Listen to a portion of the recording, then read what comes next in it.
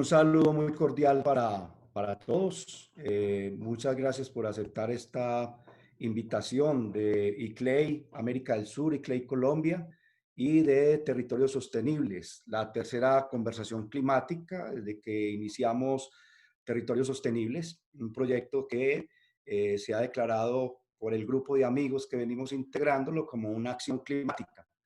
Y en ese orden de ideas, pues hemos venido tratando de desatar conciencia y acción para la transformación hacia la sustentabilidad, hacia la sostenibilidad.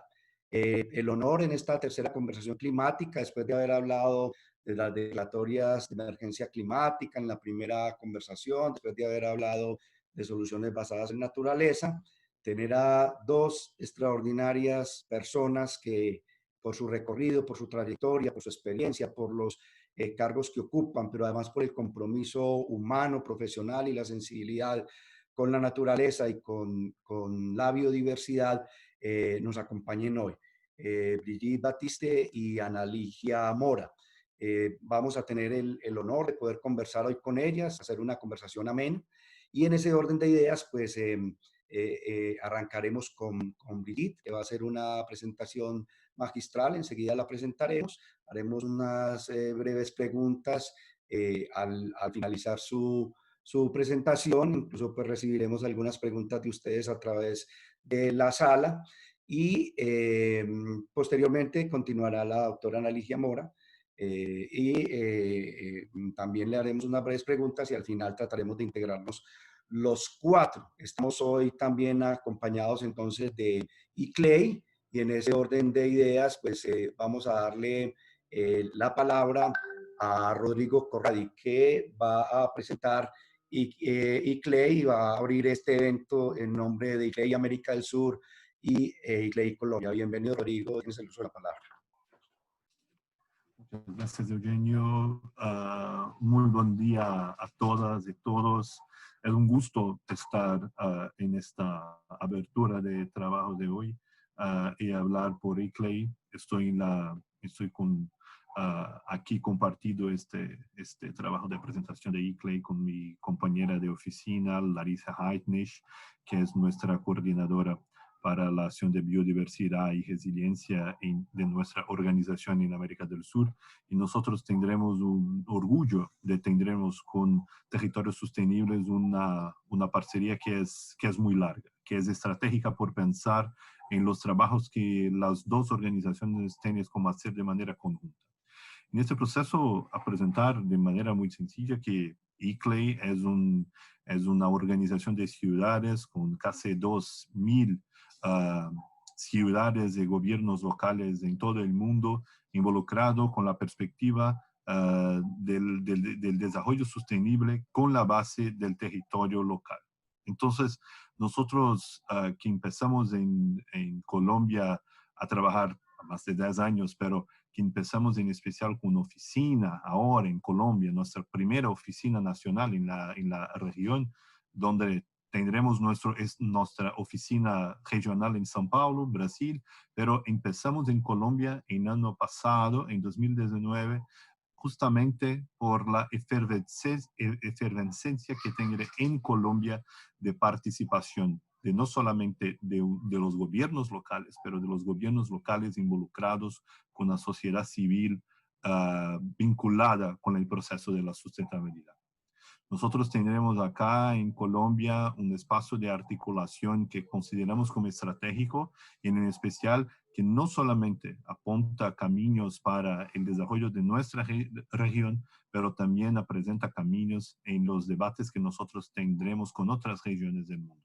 Entonces es con esa base, con la base de la necesidad de avanzarnos en entender en nuestra América del Sur un camino más directo, conectado, sencillo, con la perspectiva de la biodiversidad y una perspectiva donde los gobiernos locales son fundamentales para pensar en un avance correcto, seguro, involucrado con la ciudadanía, que nosotros tenemos el orgullo de participar de diálogos y organizar en conjunto diálogos como estos. Y es fundamental pensar que si nosotros estamos aquí, estamos nada más para apoyar un debate que nosotros pensamos que es especial, la presencia de Brigitte Baptiste acá con nosotros, con la de nuestra compañera Ana Ligia Mora en este proceso, a nosotros es especial para escuchar la palabra de la perspectiva de los avances con la sustentabilidad, pero un avance que es un avance integrador, un avance que, un avance que tiene la mirada de todos. En ese proceso que nosotros en ICLEI nos quedamos felices de estarnos acá con ustedes, de estarnos próximos del debate en Colombia, estarnos próximos en ese proceso juntos con Territorios Sostenibles. Muy buen día a todas y todos y que nosotros podamos avanzar en este debate en el día de hoy.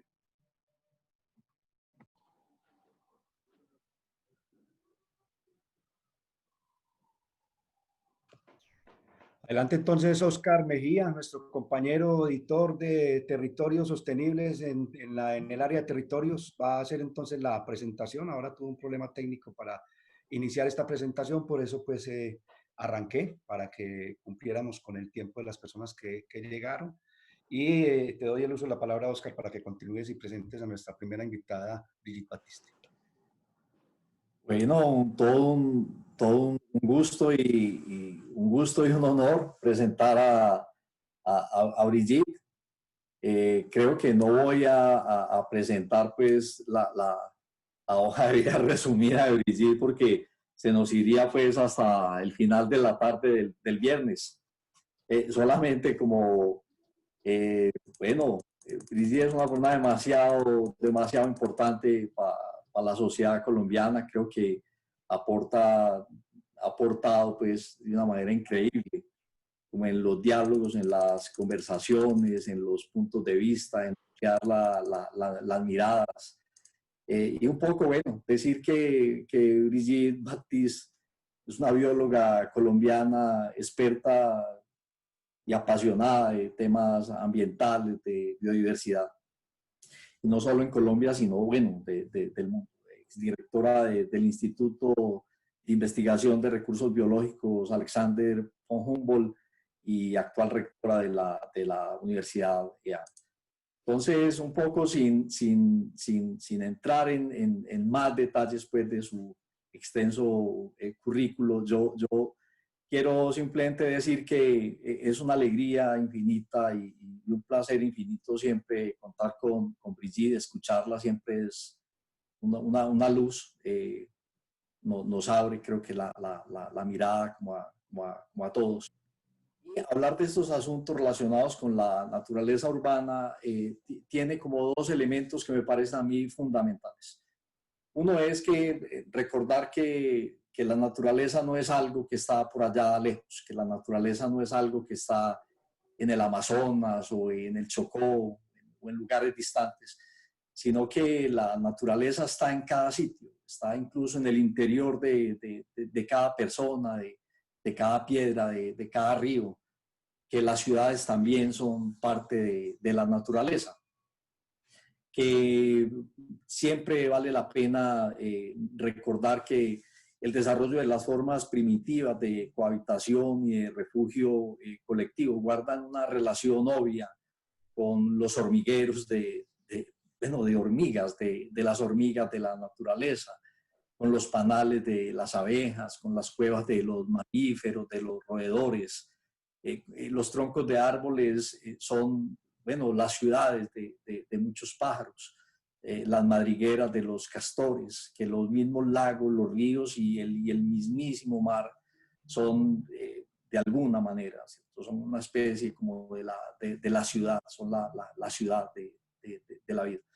Entonces, que hablar de urbanismo, hablar de ciudades, hablar de naturaleza es finalmente hablar un poco de lo mismo, o sea, es hablar de la unidad.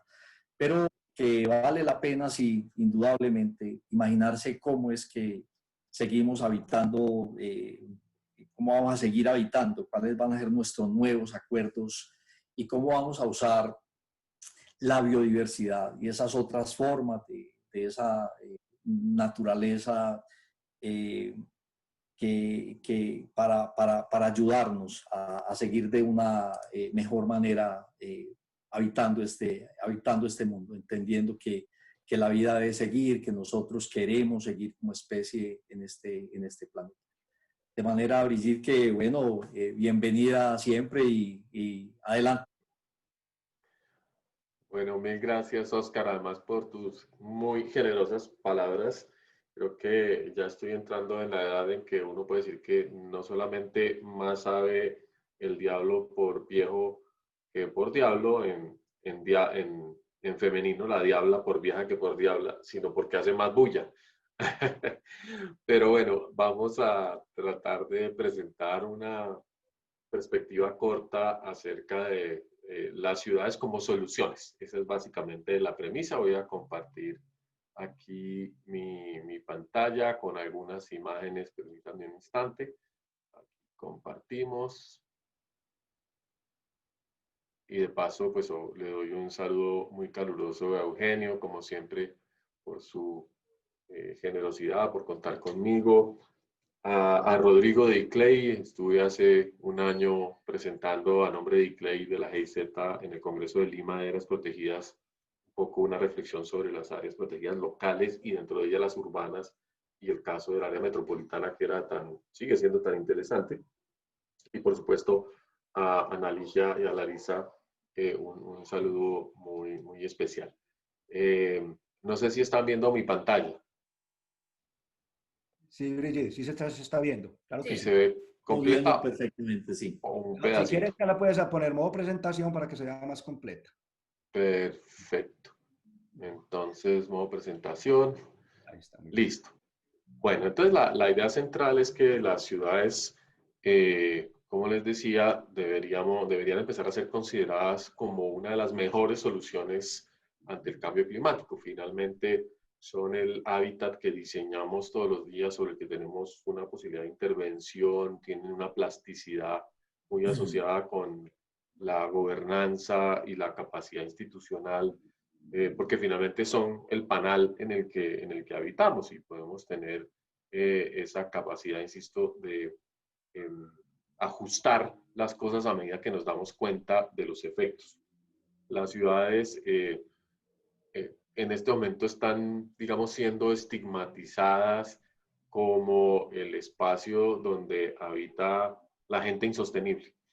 Casi que se está creando una falsa dicotomía de que el campo es lo sostenible y la ciudad lo insostenible, cuando la interdependencia urbano-rural pues es cosa probada y no hay manera de trazar un límite como en la fotografía anterior entre lo que es campo rural y construido urbano que tenga algún efecto sensible, que sea útil para algo. Lo único que uno ve, claro, es un mosaico de condiciones ecológicas muy distintas, pero en la imagen no se ven todos los flujos de materia y energía que ocurren en el territorio. Por eso es muy simpático ver esta imagen de campesinos que son aquí cerca de Bogotá, pues en una manifestación rechazando la visita de habitantes urbanos a su territorio, Páramo de Sumapaz, con la excusa del ecoturismo de ir a la naturaleza. ¿Por qué? Pues con razón dicen que el urbanita es un depredador que va a llevar basura y a destruir el territorio del cual depende, entonces que mejor nos mantengamos enjaulados y que pues es muy bueno que haya pandemia para que estemos quietos y dejemos de hacer daños. Pero obviamente la idea no es persistir en ese modelo de ruptura, sino al contrario, sino construir una perspectiva ecológica de las ciudades que tenga el potencial de modificar el contrato social, es decir, de acercarnos y conectarnos con los habitantes rurales a los que tanto le debemos y contribuir de manera fundamental a la transición hacia una civilización sostenible. Las ciudades son claramente el punto de mayor potencial para civilización, porque la palabra viene de ciudad, con toda la conciencia de de los efectos de la intervención humana en el territorio. Así que yo también hace unos años pensaba que las ciudades eran insoportables, invivibles y que no tenían remedio. Y al pasar el tiempo, creo que realmente es en las ciudades donde tenemos unas oportunidades increíbles. ¿Por qué? Porque a pesar de que representan los ambientes más transformados, o tal vez por eso, es donde tenemos la oportunidad de contrastar mejor cuál es el efecto de la cultura en el territorio. Y nos genera una reflexión e impulsa y produce un nivel de conciencia muy específicos. Claro, en esa construcción, digamos, de una perspectiva de las transformaciones ambientales, necesitamos movernos, necesitamos salir al páramo, necesitamos salir a la cuenca abastecedora de nuestro acueducto, necesitamos que conocer el territorio del cual derivamos alimentos en primera instancia. En fin, la ciudad construida requiere una experiencia contrastante de los componentes del mosaico que habitamos, y eso hace que podamos reestructurar un poco la lógica de la construcción y rediseñar nuestro hábitat, ese potencial tan grande que tenemos. También las ciudades, pues como han crecido tan rápido en tan corto tiempo, se postulan o se ven como unos centros de poder excesivos con demasiada autonomía y que operan casi como agujeros negros detrás de los cuales está todo el extractivismo. Entonces las ciudades se comen todo lo que pueden de su alrededor, reúnen y acaparan todo el agua, la energía, la comida, el talento, las finanzas, y por supuesto pues que eso genera una serie de condiciones particulares, especialmente en relación con el Estado, con las instancias más amplias de poder, y eso se está viendo en todo el mundo. Las ciudades están siendo más importantes en las decisiones de política que los gobiernos nacionales. Eso, por supuesto, no gusta mucho a los que están haciendo campaña para ocupar esos cargos. Las ciudades también visibilizan la historia de los cambios, los valores de los grupos sociales que cohabitan.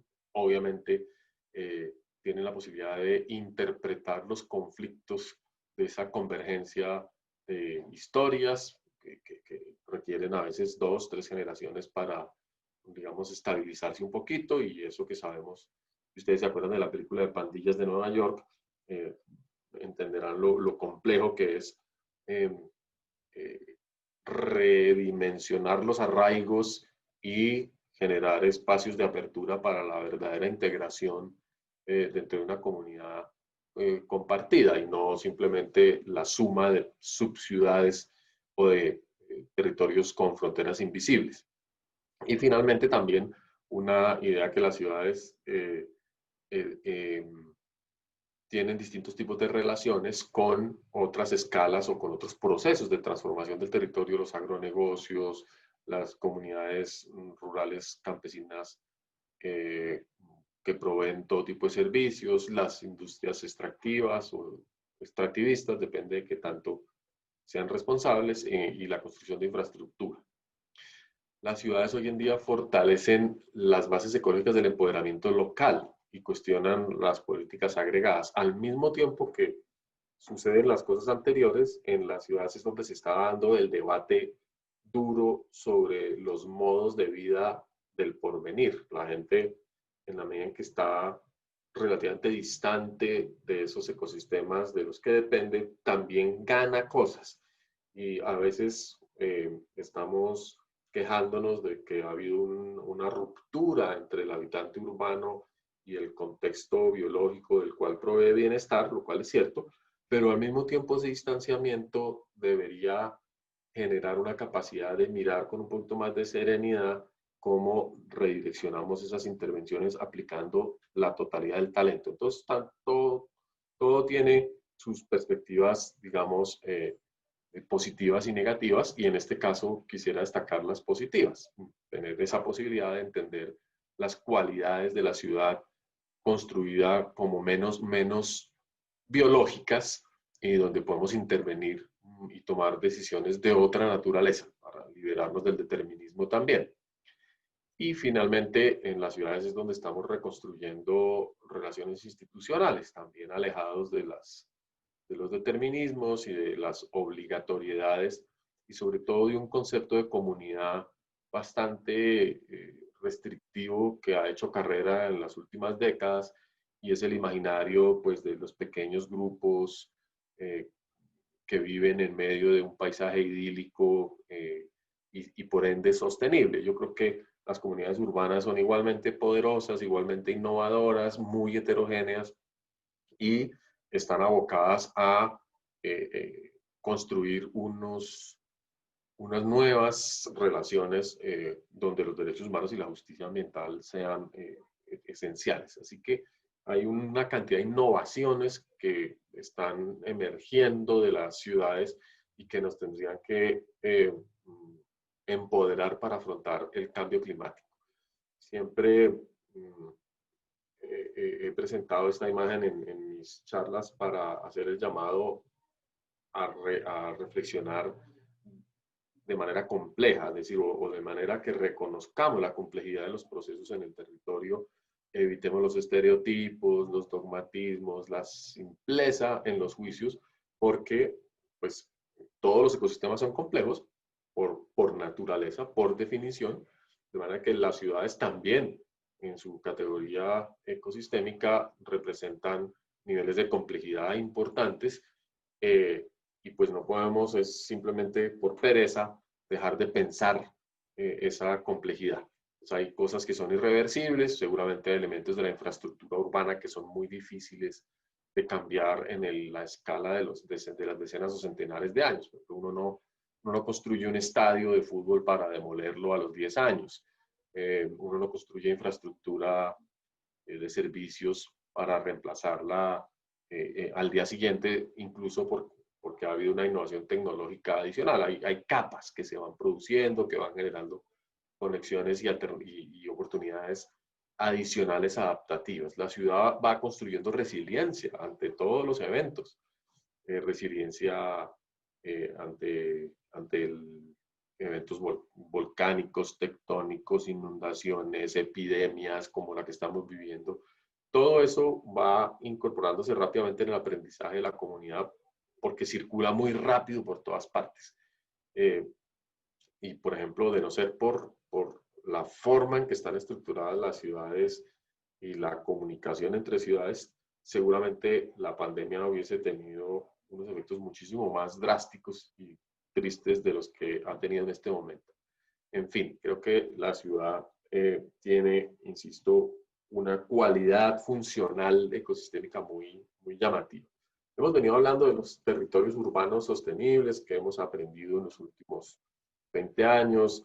Hemos trabajado profundamente alrededor de las áreas protegidas urbanas y su significado como naturaleza urbana, algo absolutamente maravilloso. En el área metropolitana lo hemos visto muy bien. Esa naturaleza urbana está constituida por remanentes de los ecosistemas silvestres que fueron reemplazados por la infraestructura urbana, pero también han creado espacios y nuevas comunidades biológicas y nuevos relacionamientos con los ciudadanos que abren posibilidades interesantísimas para la conservación, para la sostenibilidad. Hay entonces una cantidad de procesos de adaptación, digamos, negociada, que lo digo aquí, conversada entre los ciudadanos y la posibilidad de que los gobiernos urbanos intervengan fuertemente en esa articulación entre puntos de vista o estrategias adaptativas. Hay muchos vasos comunicantes entre todos los sectores y aunque aparentemente nos quedamos de que funcionan de manera muy aislada, nos damos cuenta de que los tenderos de barrio cumplen una función ecosistémica, que el transporte público es un mecanismo que incide profundamente en el bienestar y la calidad de vida de las personas, dependiendo de qué combustible utilice. En fin, todos los aspectos de la vida humana en la ciudad se reflejan en relaciones ecosistémicas. Por eso hay una serie de retos que estamos ya identificando en las políticas urbanas contemporáneas y que están siendo cada vez más importantes, incluso en las campañas de las personas a los cargos públicos, y que son fuente de una conversación incremental que yo creo que va a dominar la escena en los próximos 25 años. Los temas de gestión del suelo público y las transacciones con los propietarios, la renovación urbana con criterios adaptativos. ¿Qué espacios de la ciudad vamos a buscar regenerar arquitectónicamente? ¿Vamos a renaturalizar? ¿Vamos a intervenir con estrategias con herramientas de manejo del paisaje, con techos verdes, productivos, agrícolas o no? ¿Qué vamos a hacer con la infraestructura verde y azul de las ciudades? Ciudades anfibias con humedales activos. ¿Y cómo vamos a financiar todo eso? Porque ahí está surgiendo, entonces, en los presupuestos públicos, la pregunta por la intensidad de la inversión en temas ambientales y de adaptación versus otras prioridades que van pasando paulatinamente a un segundo plano ante la urgencia y la evidencia del cambio climático. También un reto de reconocimiento de los grupos de ciudadanos que están ya experimentando y construyendo propuestas, digamos, locales, en los barrios, en las comunas, en donde entran en relación específica. Por ejemplo, las huertas comunitarias. Aquí en Bogotá es un movimiento que estoy conociendo y que se ha fortalecido mucho en la época de la pandemia, en zonas de alto riesgo que han sido desalojadas por esa razón. El vecindario, normalmente liderado más por mujeres, ha constituido espacios de convergencia, de conversación y de producción agrícola y de tejido social. Entonces, es muy interesante una ciudad que empieza a llenarse de puntos de encuentro que no son los parques infantiles de antes, sino son huertas donde todos nos tocamos las lombrices y compostamos y conversamos mientras lo hacemos. Un reto gigantesco es el tema de las comunicaciones en la ciudad y aprender a vivir, a habitar el ecosistema urbano. Cómo enseñamos ecología urbana en los colegios, cómo generamos comportamientos ecológicos positivos y no negativos. Y eso es todavía, yo creo que estamos muy crudos en esa concepción y construcción de una narrativa ecológica urbana. Y finalmente, todos los temas de gestión de innovación, un poco me refería a ellos con el tema de las huertas comunitarias, pero hay muchas cosas que suceden en las ciudades todos los días de manera impresionante y que van abriendo espacios adaptativos y muy extraños a veces, pero que hay que saber leer. Entonces las ciudades son realmente un nuevo hábitat en el que tenemos la posibilidad de mejorar la provisión de servicios ecosistémicos para todos nosotros y también para las demás especies vivientes. Podemos mejorar la funcionalidad y la eficiencia de todos los procesos y la resiliencia para responder ante lo incierto y las sorpresas, y bienestar no necesariamente monetizado. Ustedes recuerdan que antes los campesinos le decían a uno, o la gente que llega a la ciudad, es que uno no puede ir a la ciudad porque allá todo vale plata. Pues cada vez menos. Ahora estamos como revirtiendo un poco esa perspectiva y hay espacios de solidaridad, espacios de trueque, espacios de disfrute que no requieren esa condición monetizada, en parte porque los gobiernos urbanos están proveyendo bienes públicos para toda la comunidad y esos bienes públicos son compartidos, son efecto de las inversiones colectivas. Y finalmente, en las ciudades como Nuevo Hábitat, lo que hay son miles de personas haciendo cosas chéveres. Estamos hablando de, obviamente, contingentes gigantescos de ciclistas en estos días contra los que peleamos porque hay muchos indisciplinados, pero pues obviamente todos tenemos que aplaudir la adopción de la bicicleta como mecanismo de movilización, pero también gente tomando datos sobre la contaminación del aire, generando debates sobre los árboles, hablando de la posibilidad de restituir espacios verdes. En fin, un debate muy vívido, apasionado, que hay que saber gestionar para construir esa ciudad adaptativa. En conclusión, yo diría que las ciudades en este momento son el espacio donde debemos comprometer más las capacidades y los recursos para mitigar los efectos del cambio climático, y las ciudades en sí mismas son dispositivos adaptativos importantísimos para el futuro. Además, pues todo el mundo va a vivir en ciudades, o casi todo el mundo va a vivir en ciudades. Esas condiciones de habitar la ciudad, de conversar dentro de la ciudad, de construir un ecosistema urbano compartido, van a ser muy importantes en la estabilidad política de los estados del futuro. Son las ciudades las que van a empezar a imponer las reglas, y pues ya lo estamos viendo. Las ciudades deciden casi todo en términos de sus territorios aferentes, digamos, con una noción de cuenca. La ecuación creo que está bastante clara. Las ciudades también son el espacio de la protesta social, de las exigencias de justicia ambiental distributiva, de todas estas conversaciones de la democracia ampliadas. Con eso, pues, quiero dejar de nuevo la imagen, no sé si quedó del principio, del mosaico ecológico urbano como un espacio absolutamente apasionante de adaptación e innovación. Muchas gracias. No, Brigitte, muchísimas gracias.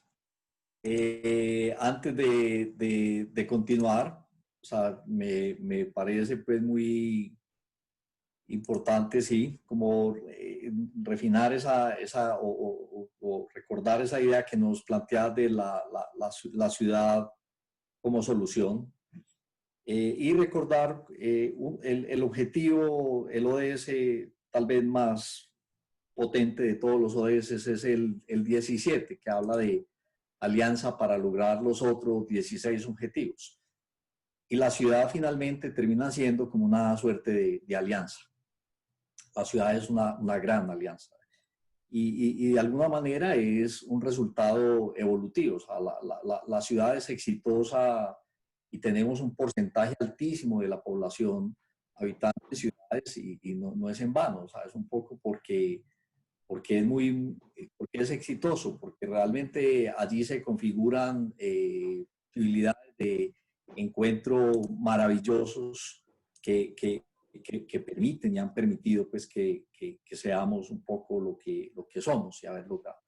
Recordar también que, claro, que la ciudad sí, pero en muchos casos la ciudad sí, pero no así. O sea, hay muchos aprendizajes, hay muchas cosas que indudablemente hay que mejorar, pero que la ciudad, antes que cualquier cosa, es un espacio de conversación, es un espacio para compartir la cultura y para ser más fuertes y para estar un poco más protegidos. El origen de la ciudad es protegerse. Incluso las primeras ciudades son amuralladas, pues que dan un poco en la figura, la imagen de la ciudad como un lugar protector. Entonces, bueno, vamos a continuar, vamos a escuchar ahora la presentación de Ana Ligia Mora, la directora de Corantioquia. Pero voy a presentar también muy brevemente el currículum de la doctora Ana Ligia Mora. Ella es, porque bueno, que hay que darle tiempo a la presentación. La doctora Ana Ligia Mora es la directora general de Corantioquia. Ella es ingeniera ambiental, especialista en alta gerencia y especialista en legislación ambiental de la Universidad de Medellín. Tiene experiencia en gestión pública, especialmente en corporaciones. Pues, digamos que ha hecho una vida a través de una vida profesional a través de las corporaciones autónomas regionales, en entes departamentales y municipales. Ha sido diputada del departamento de Antioquia. Allí participó como coautora en relación con el gobernador de ordenanzas, bueno, entre las cuales creo que destacar la consolidación de corredores biológicos, que tiene todo que ver con este encuentro, ajustes a la creación y organización de las provincias administrativas y de planificación, un tema absolutamente maravilloso. Tenemos hoy pues en Antioquia la provincia Cartama, que es un poco la que nos abre la puerta a ese escenario maravilloso de las provincias administrativas que se han ido fortaleciendo y irradiando por otras regiones del departamento y del país. Y él ha sido coordinadora de relaciones institucionales de la UNAD, asesora de gestión y desarrollo de Major Drilling Colombia, seguridad, salud ocupacional, ha trabajado en la empresa Vivienda de Antioquia Viva, en la gobernación, y bueno, insisto pues en que actualmente es la directora de Corantioquia. Vamos entonces a escuchar a la doctora Ana Ligia Mora. Un placer, doctora Ana Ligia, un gustazo que esté acompañándonos y una absoluta maravilla que nos va a contar sobre este proceso de declaratoria del Cerro Quitasol, que antes de dar la palabra, decir que el Cerro Quitasol no nos quita el sol. La sombra sí, nos da un montón de cosas absolutamente maravillosas, es parte de nuestra historia profunda en el valle de Aburrá, pero no nos quita el sol, nos ayuda a que el sol brille y lo podamos seguir disfrutando muchísimo más. Que, doctora Ana Ligia, bienvenida y muchas gracias por estar aquí con nosotros. Muchas gracias, Oscar, por la presentación. Un saludo muy especial al doctor Eugenio Prieto, pues muy generoso de invitarnos, de compartir este espacio, estos momentos con la doctora Brigitte, por ejemplo, pues a mí me llena de emoción porque ella sabe la admiración y el respeto que me merecen y bueno, nosotros de alguna forma ya nos conocíamos de otros espacios, pero me alegra mucho que haga parte ahora de la academia y bueno, espero también, doctora, tenerla en muchos procesos con la corporación. Yo creo que ahí podemos hacer muchas alianzas importantes. Como decía Oscar, ese objetivo del 17 CODS está, digamos, el soporte para todo lo demás. Entonces, un saludo muy especial a Brigitte. Bueno, también al representante de ICLEI, al doctor Rodrigo, que ya hemos también tenido unos espacios con él muy importantes y ya estamos en proceso de generar esa alianza, volviendo al tema de las alianzas y esa articulación entre Corantioquia y este organismo tan importante. Celebrar la creación de territorio sostenible, doctor Eugenio, yo creo que estábamos muy necesitados de un espacio que nos permitiera tener la posibilidad de conocer temas con profundidad, con unos ponentes como los que usted ha tenido en todos los espacios y eso pues yo creo que era muy necesario profundizar con la experiencia que usted ha tenido en lo público y en su último recorrido ahora en el área metropolitana, creo que es trabajar y entregarle esa información a toda la comunidad. Creo que es muy importante y es una labor que nosotros también queremos apoyar desde lo personal, usted lo sabe, pero también desde lo institucional en Corantioquia. Bueno, Oscar, que también hasta hace poco era nuestro compañero en Corantioquia, pero que nos va a seguir allí acompañando en unos procesos muy especiales de conectividad ecológica, de lograr unos ecosistemas sanos, vivos, y ahora cuando la doctora Brigitte colocaba esa imagen de ese gran mosaico de la ciudad, pues allí veía yo también una estrategia que nosotros tenemos en Corantioquia y de la cual Oscar fue, digamos, el soñador y el inspirador, que es esa red Biomás, que ojalá en algún momento tengamos la oportunidad también, doctor Eugenio, doctor Rodrigo, de compartirla con ustedes en territorios sostenibles. Bueno, también saludar a Larisa, que por acá también estaba con nosotros, a todos los que se encuentran conectados, por ahí he visto varios amigos de todos estos procesos ambientales, pues muchas gracias por estar con nosotros. Este espacio lo agradezco mucho y es más bien como un paseo, como un recorrido que nos vamos a dar en esta mañana por ese Cerro Quitasol, que como bien lo expresaba Oscar, es una inspiración para todos los que de una u otra forma lo conocemos, hemos trabajado en el tema, y para los que no lo conocen, pues que se motiven a hacerlo. Nosotros desde Corantioquia, el año pasado, y con el doctor Eugenio Prieto como director del área metropolitana, pues nos soñamos tener este espacio, al menos iniciar, porque es un reto inmenso, pero por lo menos iniciar con la declaratoria de parte de ese polígono, de pensar que esta área represente no solo para el municipio de Bello inicialmente, que es donde está allí concentrado esta primera fase, sino para toda el área metropolitana, para todo el departamento de Antioquia, un ejemplo claro de cómo lo urbano y lo rural pueden y necesitan conectarse para poder hacer un territorio, como bien acá lo tenemos expresado, un territorio sostenible, un territorio que nos integre a todos, que nos conecte, no solo desde lo biológico, desde lo ecológico, sino también desde lo social, incluso desde lo económico, con estas oportunidades que vamos a ver más adelante. Entonces allí pues vamos a mostrar acá en la ruta, hay muchas imágenes, esto es más como lo expresaba, un recorrido, deleitarnos un poco, conocer un poco más de eso que nos hemos encontrado en este proceso de, digamos, de trabajo entre el área metropolitana y Corantioquia con el PNUD, que ha sido el operador, de qué es este cerro, de qué tenemos allí y de por qué es tan importante ese reto, que sabemos que lo vamos a lograr este año, de tener esta declaratoria para el departamento y para el país. Entonces, continuamos por acá.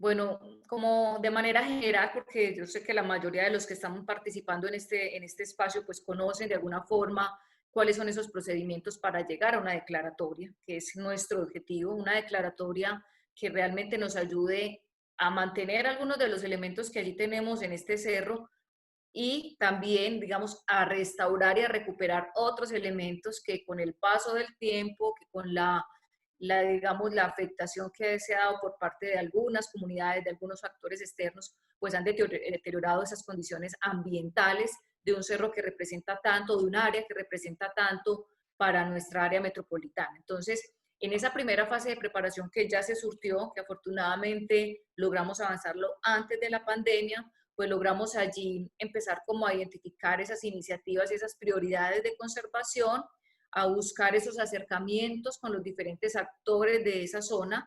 Allí digamos que históricamente han existido varios colectivos ambientales, las mismas administraciones municipales han tenido el interés, pero digamos que ha tenido mucha afectación y mucha intervención por parte de actividades constructivas, incluso se presentan quemas, el doctor Eugenio lo sabe muy bien que le tocó luchar mucho con eso cada año. Hay muchos factores externos que han afectado de manera significativa este espacio. Entonces, en esta primera fase como de empezar a conocer qué estaba pasando allí, a conocer los actores, las organizaciones, todos los que tienen que ver con esta área para empezar a trabajar con ellos de manera conjunta.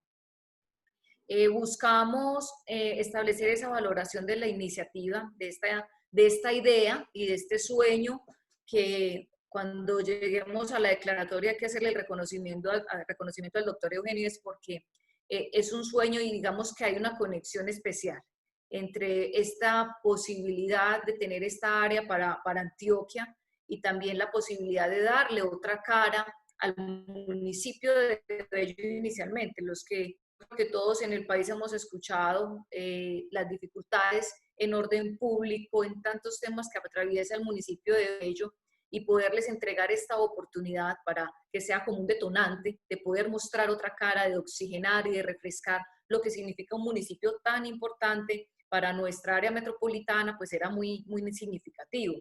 Y empezó el PNUD como operador a hacer toda esa valoración de qué tan viable o no era pensar en esta declaratoria, analizar elementos como esa representatividad biológica que encontramos allí, que vamos a ver que tenemos gran riqueza en todos los temas de fauna, de flora, incluso hay todavía, digamos, relictos de algunos hallazgos antropológicos, bueno, hay temas culturales, como allí lo vemos, muy relevantes, que hace parte de la historia, digamos, de nuestro territorio y que hay que rescatar.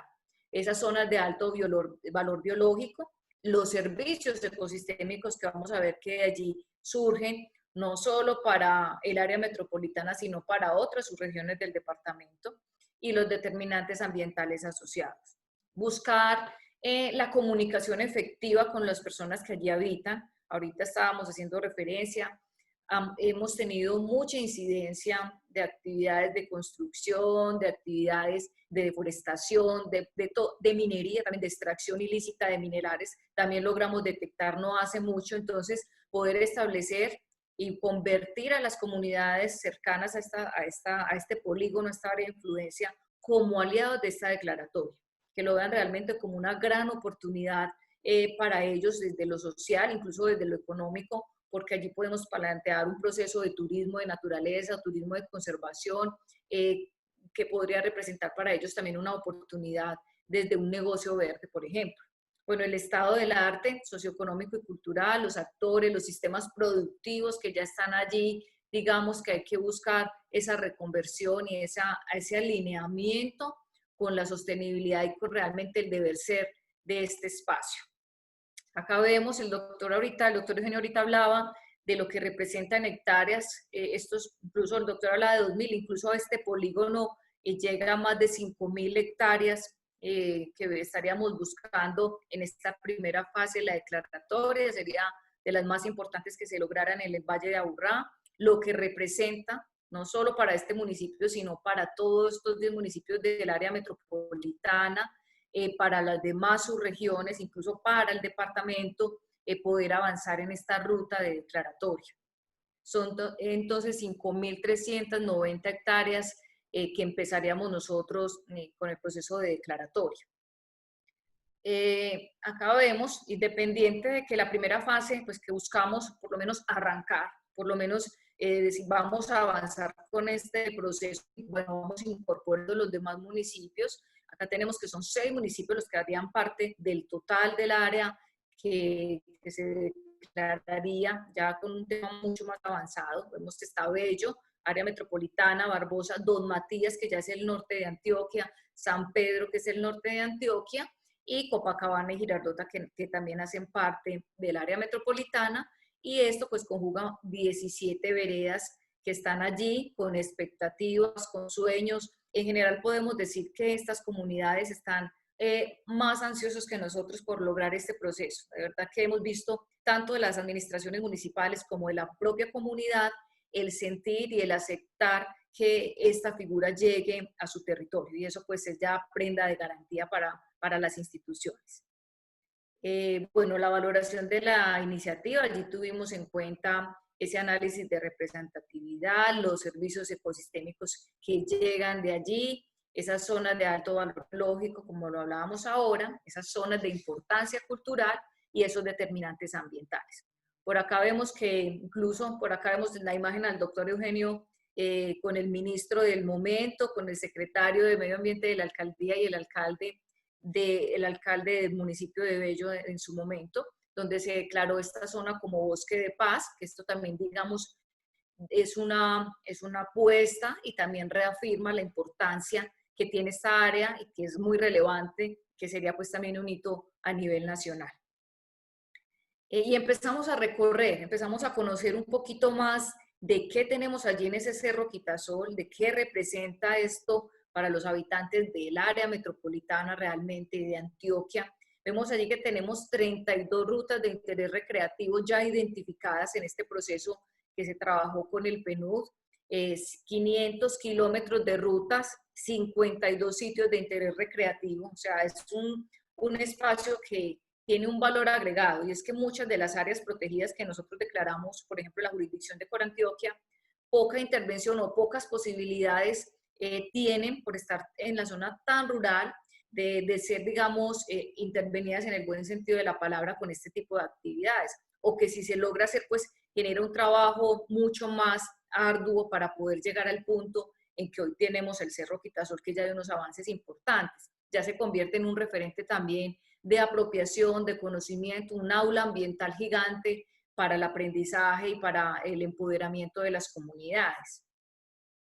Vemos allí, aquí está pues de manera muy general el mapa de esos sitios de interés recreativo y paisajístico que ya están demarcados en el área del polígono que nosotros ahora pensamos avanzar en la declaratoria. Vemos que son puntos bastante representativos y bueno, que son grandes oportunidades también, como lo decíamos ahora, una conservación, pero también pensando en generar unas líneas económicas que den oportunidades para estas comunidades que están allí asentadas.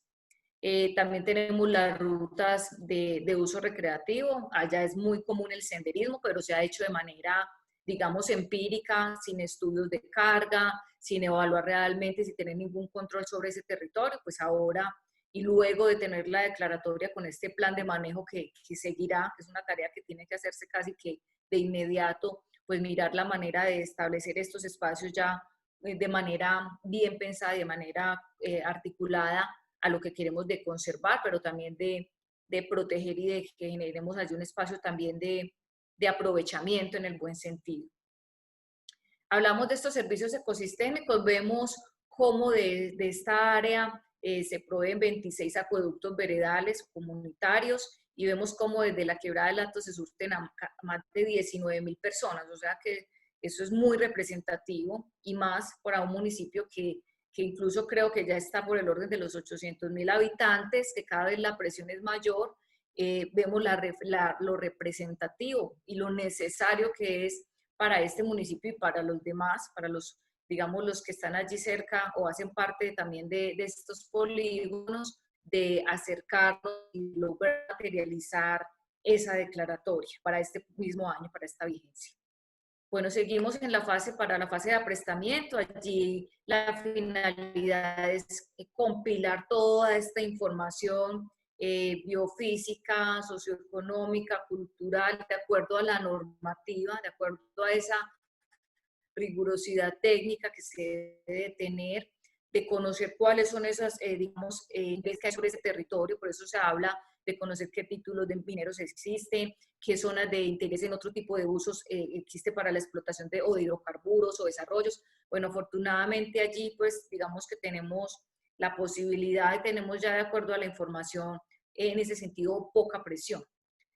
Por acá, pues, también vemos las diferentes fases, cuando se hace la identificación de los actores, buscando, y digamos que esto mermó un poquito la ruta que llevábamos con la pandemia, porque el tema de la participación es una condición necesaria para poder lograr que esta declaratoria se convierta realmente en un referente, que sea realmente una solución para varias de las problemáticas que tenemos en el Valle de Aburrá, hablando de espacio público verde, hablando de calidad del aire, hablando de cambio climático, pero que la comunidad entienda realmente el por qué, el qué significa avanzar en una declaratoria y cuáles son los beneficios y esto realmente qué representa para ellos.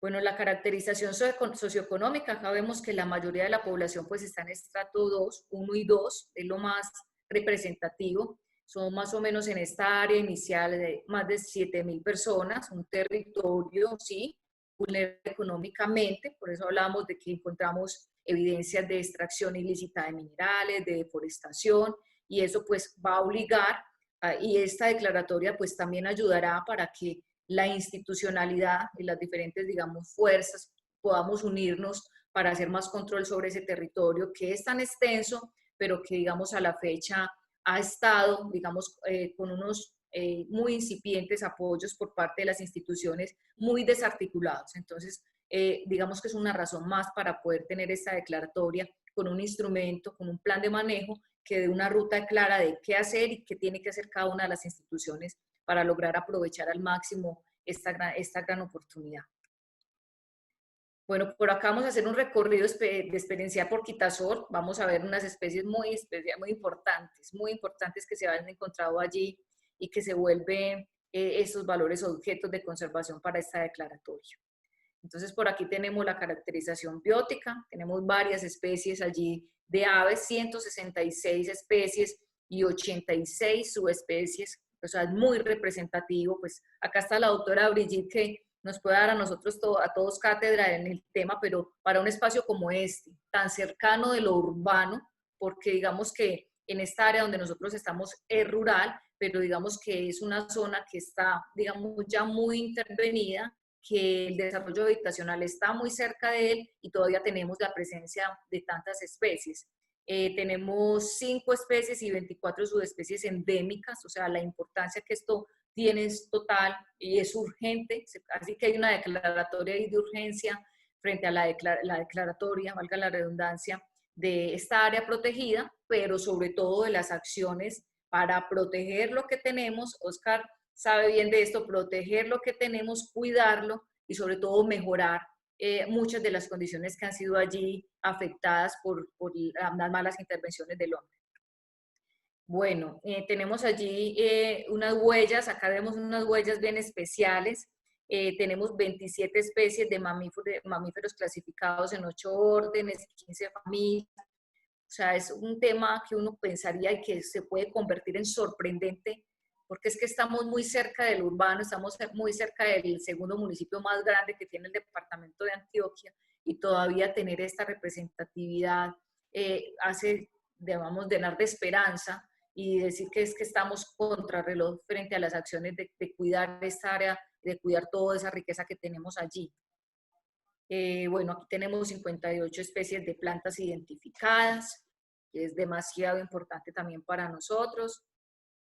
5 especies de orquídeas, acá tenemos algunas de las imágenes también. Bueno, el análisis predial, pues vemos allí que el 45% es propiedad privada individual, el 21%, por casi el 22%, pues no hay información. Digamos que de manera, en conclusión para este análisis predial es comentarles, compartirles que desde la administración municipal se ha avanzado también en unas conversaciones con los propietarios, y los propietarios en su mayoría son 2 o 3 de grandes extensiones, que incluso están diciendo que están a la espera y le han manifestado la voluntad a la administración municipal, que seguramente les genera toda la confianza, pues de recibir esta declaratoria, y que lo que tengan que hacer, y que si es del caso entregar parte de esas propiedades a la administración municipal, pues están con toda la disposición de hacerlo. O sea que es un tema que nosotros también nos asumimos con mucha tranquilidad, dada la manifestación de interés de la mayoría de los propietarios. Bueno, aquí hablamos de las conclusiones en la tenencia del suelo, pero bueno, aquí digamos que básicamente lo que les expresaba anteriormente. Tenemos acá la presencia de algunas actividades agrícolas, ganaderas, sistemas agroforestales o silvopastoriles. Bueno, aquí hay que buscar ya cómo articular estos procesos productivos que tenemos en esta área a sistemas productivos sostenibles, es decir, que cómo enlazamos la conservación con la producción, que es una premisa también a nivel país, y que hoy claro que tenemos ejemplos muy concretos y evidentes de que sí se pueden realizar. La acelerada expansión urbana, solo hablábamos ahora, cada vez es mayor, cada vez es mayor.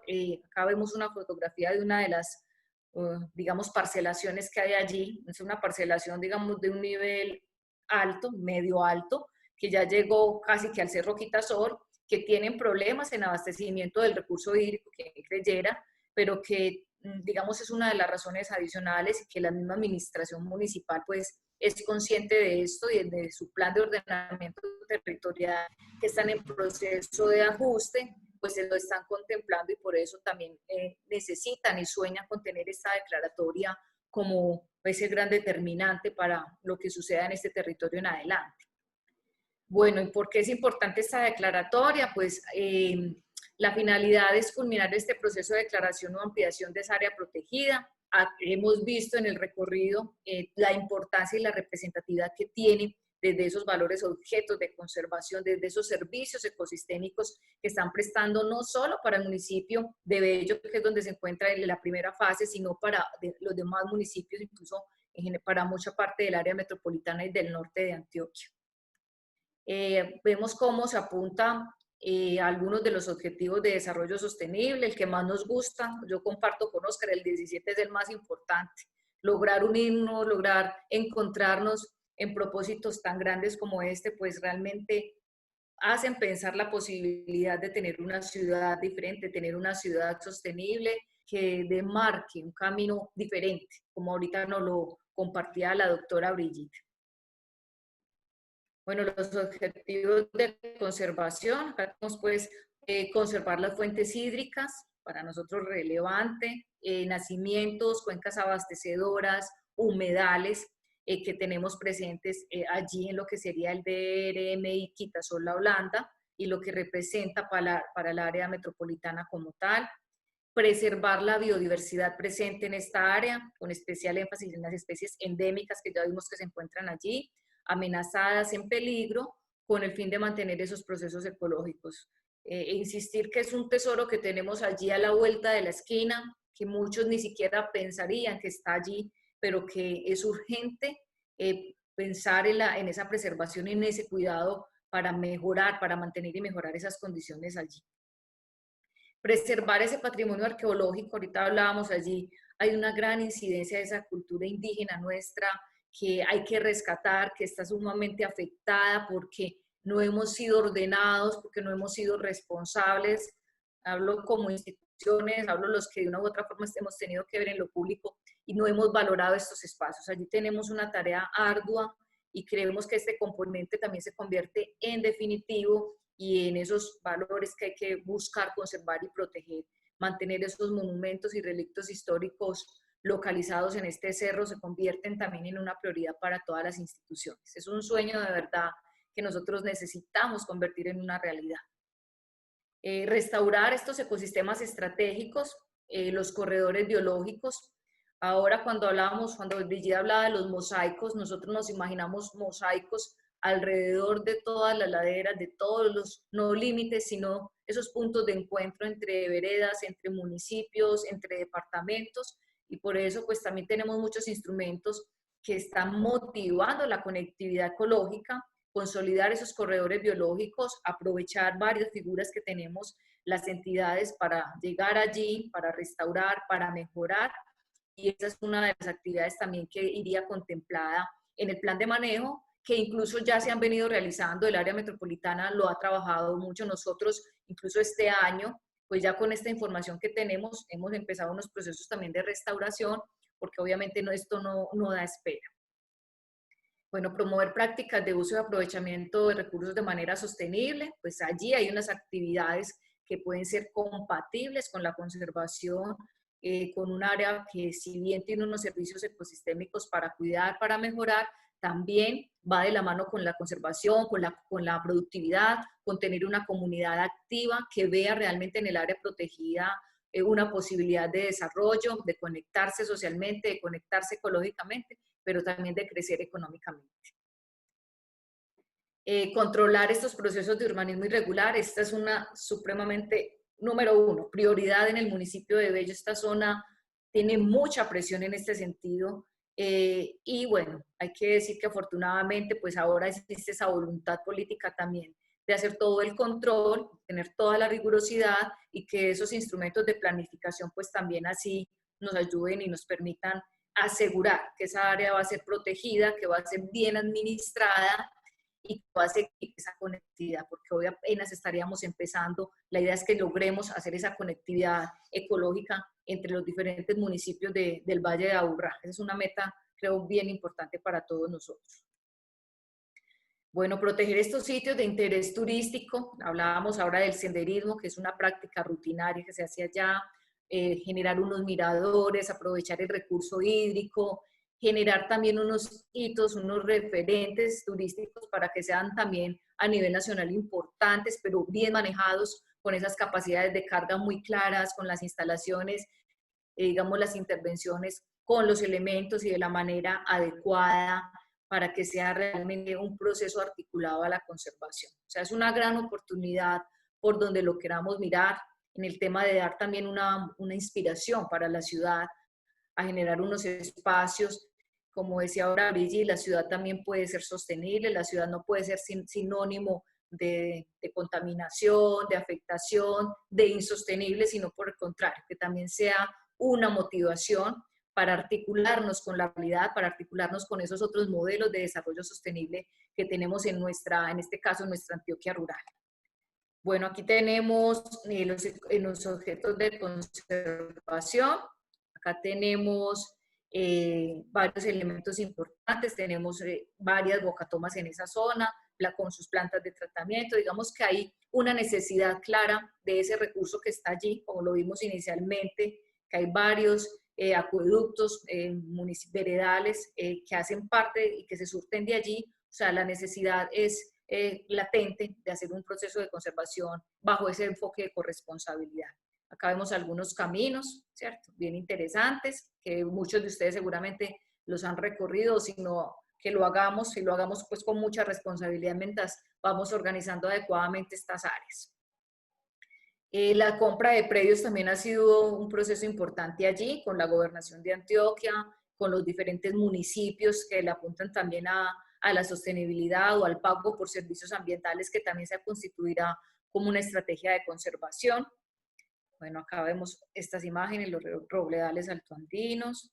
especies o objetos de conservación. Acá vemos el montañerito paisa gorrión. Fue avistado creo que el año pasado en el municipio de San Pedro y fue una alegría muy inmensa porque pensaron que ya hacía muchos años no lo veían, que había sido de pronto, ya sería una especie extinta, pero afortunadamente se volvió a ver allí.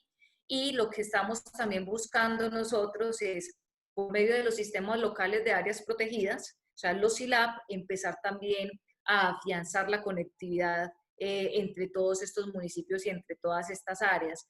Para esta especie, de manera muy, muy prioritaria, tenemos un SILAP en el municipio de San Pedro con fortalecimiento, y este año también celebramos que el municipio de Bello, con todo lo que estamos haciendo, se animó y ya vamos a tener también el sistema local de áreas protegidas en esta localidad, conectándolo con Copacabana, con Girardota, con Barbosa, o sea que vamos avanzando y la conectividad, claro, que se va viendo más cercana para el Valle de Aburrá. Bueno, aquí vemos varias especies que nos hacen llenar de emoción, de esperanza. Pues como para ir recorriendo, ¿cierto? Acá llegamos a flora, estos valores objetos de conservación. Bueno, acá en esta división del polígono de las más de 5.000 hectáreas, pues buscamos cumplir con esos objetivos de conservación, prioridad, proteger esos valores objetos de conservación, garantizar la preservación de esos servicios ecosistémicos, considerar esos límites prediales, considerar las determinantes ambientales, los criterios sociales, económicos y los usos del suelo. Todas estas variables para lograr ese sueño de todos nosotros, de todos los que de una u otra forma habitamos el Valle de Aburrá y en general, independiente de dónde habitemos, pues que tenemos esa sensibilidad y esa claridad de que la única forma es preservar, es cuidar y es articular lo urbano y lo rural para que sean sostenibles. Nosotros ya tenemos acá el polígono delimitado, que es esa primera fase, que ya hay que decirlo, ya digamos que estamos en proceso de socialización para ya entregar un documento síntesis al von Humboldt.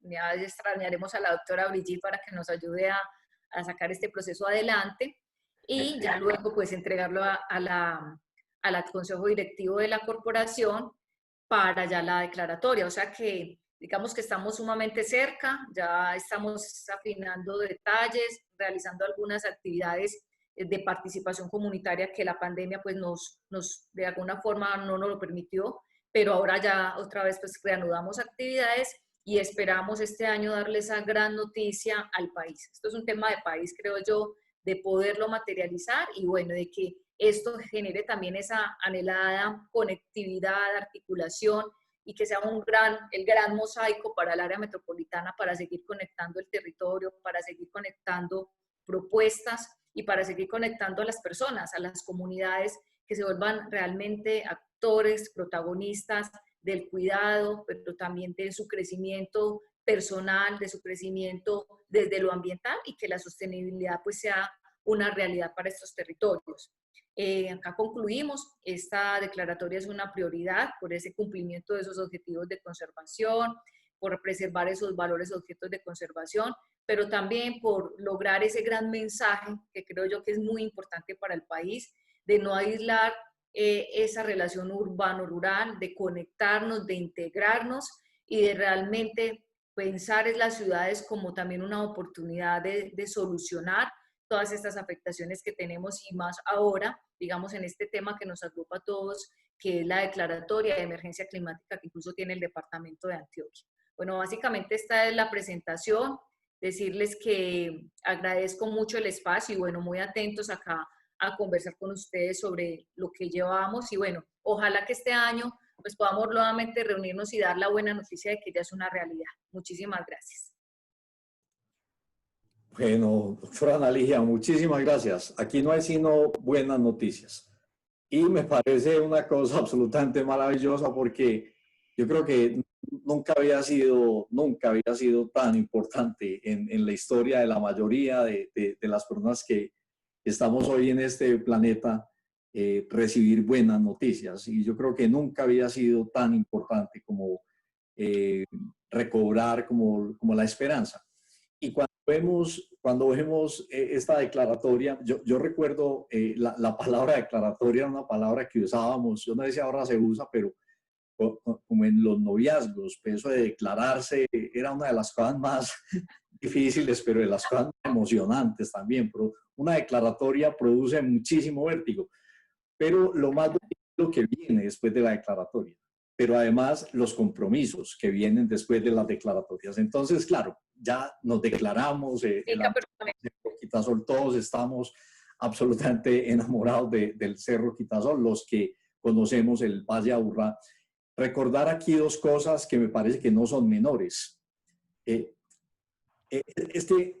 Estas conversaciones entre amigos, entre gente que uno quiere, son realmente muy emocionantes y las buenas noticias siempre son muy emocionantes. Resulta que cuando uno piensa en la reserva Cerro Quitasol, en la declaratoria del Cerro Quitasol, resulta que uno no puede perder de vista que estamos hablando de una cosa que es casi 4 veces más grande que la reserva Van der Hamen en Bogotá. O sea, de eso estamos hablando. Esta tal vez se constituye en la reserva urbana más importante del país. O sea, de eso estamos hablando. O sea, no estamos hablando de una cosa menor. Estamos hablando de la posibilidad más extraordinaria que hemos tenido como entre las manos, pero además tal vez de la posibilidad más extraordinaria de no solo de este mensaje de esperanza, sino de construir eso que hemos venido nombrando como la nueva normalidad. O sea, cuando pensamos en que tal vez la causa profunda de estas pandemias y de muchas de las pandemias asociadas a zoonosis tienen que ver con la destrucción de ecosistemas, y lo que tenemos es una propuesta para conservar los ecosistemas. Este es el camino realmente. Esto nos llena de esperanza porque insisto en que estamos hablando de un área que es cerca de 4 veces la reserva Van der Hamen. Está aquí pegada. Es un lugar absolutamente extraordinario. Las fotos que nos compartía pues, la directora son absolutamente extraordinarias. Yo conozco ese lugar desde niño, pues son de esos lugares que cuando uno los visita uno se sorprende porque uno cree que está como en un país mágico, y ese país mágico todavía existe y es posible. Entonces, agradecer infinitamente pues como la presentación tan alegre, tan bonita y con ese montón de buenas noticias. Dar un saludo muy especialísimo a Marta Arias de la Vereda del Zarzal, que veo que nos acompaña en esta reunión, que es fundamental, es absolutamente fundamental para que estas cosas sigan ocurriendo y que nos llena pues de emoción a todos. Y para seguir con la conversación, pues voy a presentar, es muy difícil seguir como hacer esta síntesis de las presentaciones de los conversadores que tenemos en esta mañana de hoy. Voy a presentar a Larisa Heinitz. Larisa es coordinadora de biodiversidad y resiliencia de ICLEI para América del Sur. Ella es arquitecta y urbanista con una maestría en diseño de ciudades y ciencias sociales del programa ICLEI Cities. Bueno, Larisa está comprometida, la hemos escuchado, la hemos visto, la hemos sentido muy cerca de nosotros ya desde hace un rato.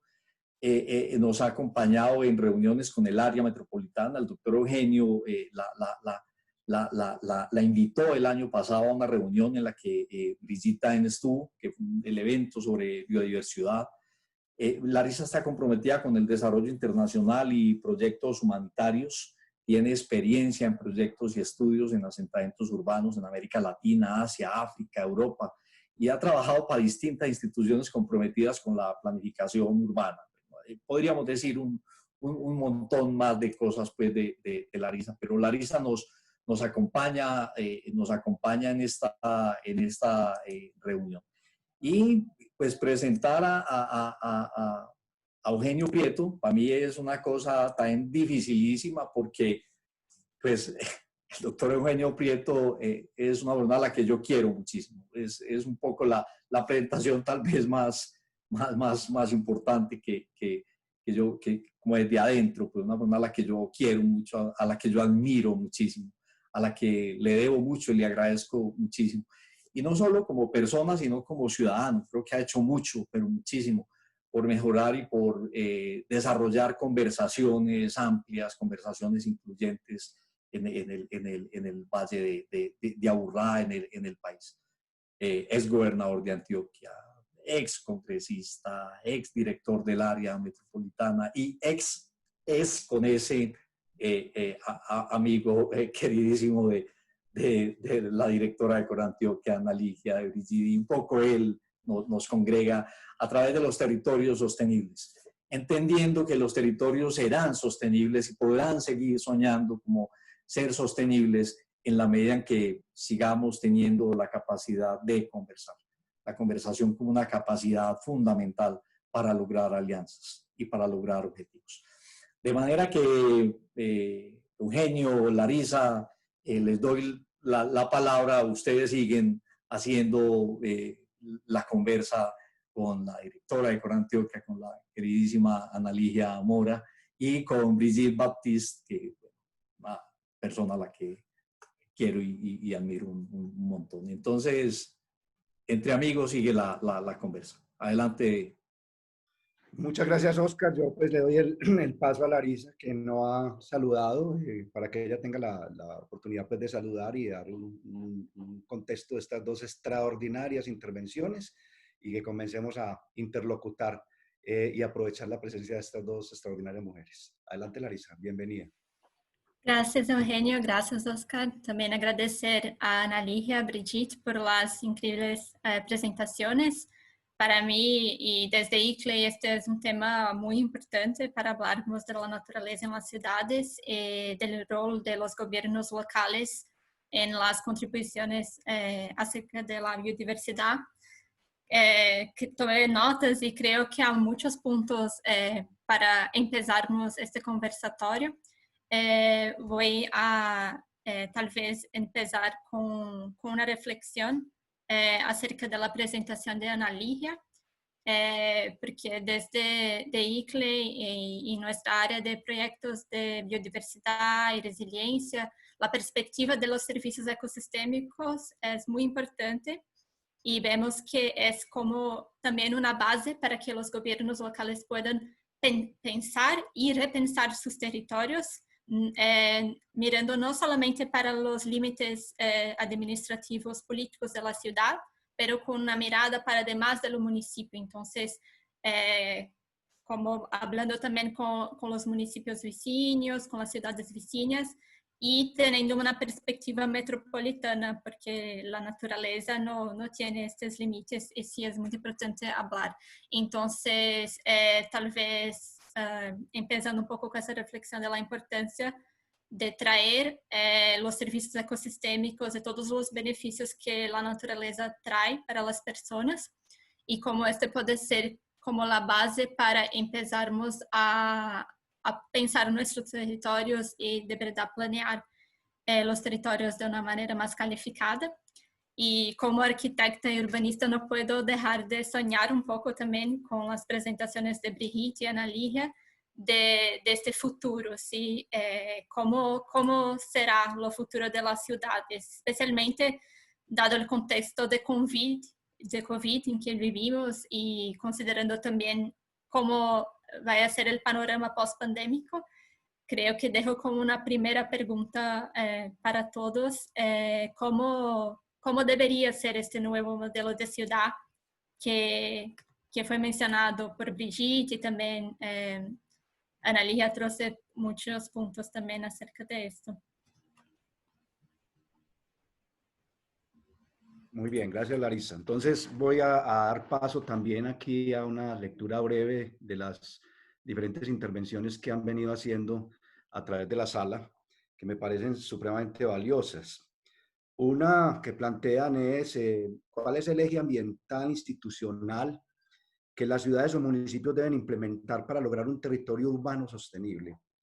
Creo que en la conversación Brigitte planteó muy bien las ciudades como soluciones a ese cambio climático y plantean ahí la pregunta, ¿es el plan ambiental municipal? ¿Es el sistema de gestión ambiental municipal? ¿Es el plan integral de gestión de cambio y variabilidad climática? Esa es una muy interesante. La otra es Cuando entran tantos factores en participación, ¿cómo hacer para ponernos de acuerdo a todos y cómo definimos un norte? ¿Cuál es la ley superior que pueda motivar y poner en sintonía todas esas partes? Que yo creo que un tema está hablando de la gobernanza, creo que es de lo más valioso lo que estás hablando ahora, me parece, Brigitte, con el tema de ese vocabulario mínimo para analizar esa capacidad de adaptación, pero también de integración y de articulación.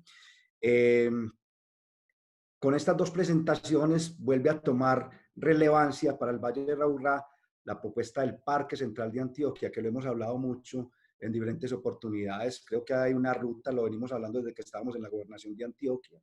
Se ha venido haciendo un trabajo supremamente interesante y ahora que terminamos el Plan Estratégico Metropolitano de Ordenamiento Territorial, que mostramos esa necesidad de planificar multicausal, multidimensional, multiescalar, volvemos a mirar ya esa Valle de Aburrá ampliado a esa región centro de Antioquia con 30, 35 municipios y aparece de nuevo esa relación de interdependencia entre el Valle de Aburrá y el departamento de Antioquia. Por eso me parece tan interesante lo que plantea Ana Ligia, ya no hablar de las 2.500 hectáreas, sino hablar de 5.000 hectáreas, precisamente hablar de ese cerro Quitasol en todo ese contexto ecosistémico urbano-rural. Aquí una pregunta también muy interesante sobre el patrimonio arqueológico del Quitasol. Se habla de que es el más importante del Valle de Aburrá, es decir, entonces, ¿cómo hablar de esos patrimonios de biodiversidad con esos patrimonios arqueológicos? ¿Cómo protegerlo? El planteamiento dice que existen evidencias de habitamiento en el norte del Valle de Aburrá de hace 8.000 años y que el camino de Niquí a Corrales en el Quitasol mide más de 2 kilómetros de longitud y está en excelente estado de conservación. Visitarlo es ver la ingeniería prehispánica en vivo y en directo, y por eso es tan importante esta propuesta que hace hoy la doctora Ana Ligia en la ruta de la declaratoria. Y finalmente, sin duda alguna, que aquí dejo conectando estos dos temas, un tema que nos parece muy importante y con Brigitte lo habíamos hablado en algunos momentos, vuelve la discusión de qué papel tienen las estrategias de conservación urbanas en las compensaciones por pérdida de biodiversidad de las que trata esa resolución 256 del 2018. Brigitte también estuvo con nosotros acompañándonos en esta discusión de cómo debe evolucionar el RUNAP para que las áreas protegidas urbanas no tengan los inconvenientes de escala y se realice su registro, que ha sido una de las problemáticas que particularmente hemos tenido, y si el SINAT debe evolucionar y considerar declaratoria de áreas por parte de las alcaldías y o gobernadores. Esa es como la introducción que hacemos pues nosotros y adelante ustedes dos van tomando el uso de la palabra como lo vayan considerando. No sé si quiere arrancar quién, Brigitte o Ana Ligia, como considere. Brigitte, adelante. Pues si quieren arranco yo. Cortico, me alegra mucho las noticias del Cerro de Quitasol y toda esta proyección. Les aseguro que estamos aprendiendo rápidamente aquí en Bogotá de esa experiencia tan interesante, porque ya somos área metropolitana también. Finalmente tenemos esa perspectiva de interdependencia entre los municipios, el vínculo de la cuenca. Bueno, vamos a ver cómo nos va con ese proceso. Pero es cierto que hay digamos, una evolución muy, muy importante de la gestión ambiental urbana que ha complejizado muchas decisiones, al punto de que las secretarías de ambiente están, digamos, sobrepasadas en términos de posibilidades de hacer cosas, porque todo lo que se hace hay que hacerlo desde los sectores, hay que hacerlo desde el transporte, hay que hacerlo desde educación, hay que hacerlo desde movilidad, en fin, hay realmente una apropiación de la planificación de la sostenibilidad y de la adaptación al cambio climático por parte de los otros actores de la función pública. Y eso es muy bueno. Ese proceso obviamente tiene que mejorar sustancialmente y tiene que haber mucha más articulación y que esa transversalización progresiva que se da del tema no signifique la desaparición otra vez o la dilución de la potencia que se había venido construyendo en el pasado, porque pues también existe ese riesgo de que al volver a hablar de transversalidad volvamos a perder potencia. Creo que la noción de plataforma está haciendo carrera en ese sentido. las ciudades y las administraciones o los entes territoriales tienen la posibilidad de convocar distintos mecanismos de convergencia. Es decir, construir plataformas de gestión territorial o plataformas de biodiversidad como la misma IDES o plataformas de adaptación al cambio climático, que son instancias en las cuales aparecen, digamos, funcionarios de las distintas oficinas de la ciudad o del área metropolitana y que aportan elementos y comparten discusiones acerca del destino de la ciudad. Entonces se comprometen a ciertas cosas y obviamente con el liderazgo del más alto nivel. Yo creo que son los alcaldes y los consejos los que tienen que garantizar que toman la bandera de estas agendas ambientales y de territorio junto con las autoridades ambientales regionales para garantizar lo que la doctora Ana Ligia menciona, que es esa perspectiva de integración y de escala que se necesita. Uno puede generar muchos movimientos muy locales de trabajo, pero si no va tejiendo una perspectiva de mayor impacto, pues no, los resultados no van a ser los mejores. Entonces yo creo que hay unos elementos muy, muy interesantes y quisiera tocar un comentario que hace alguien aquí, la doctora Marta Cecilia Vinasco, o la señora Nora, acerca del llamado a la supremacía de lo urbano. No, claro que no es eso, sino entender que de todas maneras en la ciudad está viviendo más gente y eso no la hace más importante, pero la hace más potente. Y tal vez el llamado a la reestructuración de las relaciones de la ciudad con la ruralidad es fundamental en ese tejido de sostenibilidad que se está desarrollando. Pero lo que hay es trabajo, pero afortunadamente lo que hay es más gente capaz de hacer ese trabajo. Muy buena que estés atenta a los planteamientos también de la gente, valiosísimo, porque lo estaba incluso leyendo y me uno a ese planteamiento porque es el respeto por esa interdependencia. Al contrario, hemos insistido mucho en la necesidad de estar articulando esa conversación. Ana Ligia, adelante.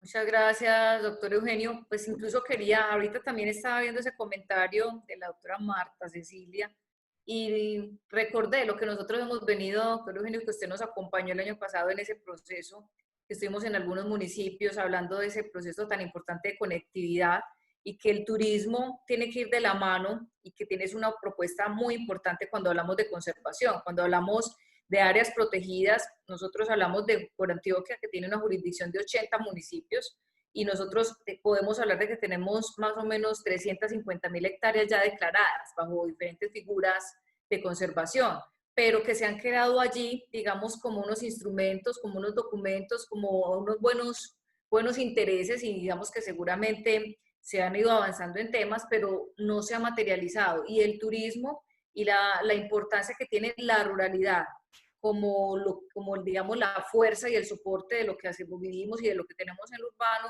pues nosotros lo hacemos todo el tiempo. Incluso para el caso específico de Corantioquia, yo creo que era en mora de poner los ojos en lo urbano, de poner un poquito más los ojos en esta área metropolitana, porque el trabajo ha sido muy enfocado en las regiones, que nos falta, por supuesto, y que el turismo comunitario es una alternativa sumamente sostenible. Incluso para este plan de acción que formulamos para estos 4 años, que acá Oscar nos acompañó en toda la construcción también, definimos una línea de turismo, de naturaleza, de turismo de conservación, enfocada a la conectividad de los ecosistemas, enfocado al desarrollo económico sostenible, enfocado al empoderamiento de la apropiación comunitaria. Entonces, digamos que está allí, y lo que queremos es conectar eso que estamos haciendo en lo rural con lo que podemos hacer en lo urbano, obviamente en alianza con el área metropolitana.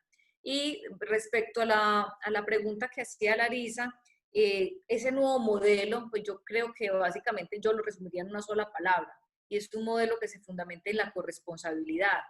Hemos trabajado históricamente cada institución, cada sector, cada empresa en su punto, en su plan, en su interés, pero poco hemos tenido digamos, los mecanismos para ponernos a conversar, para generar una agenda conjunta No sé si me escuchan porque creo que tengo acá problemas con el internet. No, Sí, te estamos escuchando ¿me muy bien, escuchan? Ana Ligia. Muy bien, Sí. sí.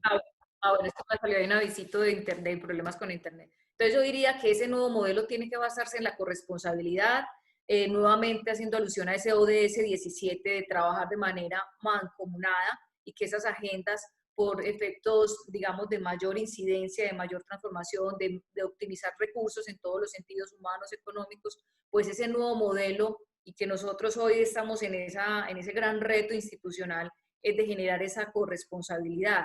Incluso nosotros esta semana hemos estado en auditorías por parte del ICONTEC y digamos que una de las conclusiones que hoy nos decía esta institución es que ven que las alianzas se convirtió como en un eje rector de nuestro hacer. Entonces, creo que el modelo que debe de seguir en adelante es afianzar ese trabajo corresponsable que va también de acuerdo a un comentario que hace la ingeniera Adriana Pérez. La corresponsabilidad creo que para mí es el factor fundamental para el cambio definitivo, para lograr esa visión de ciudad sostenible, de territorios sostenibles, que es el anhelo de todos los que estamos en este espacio conversando.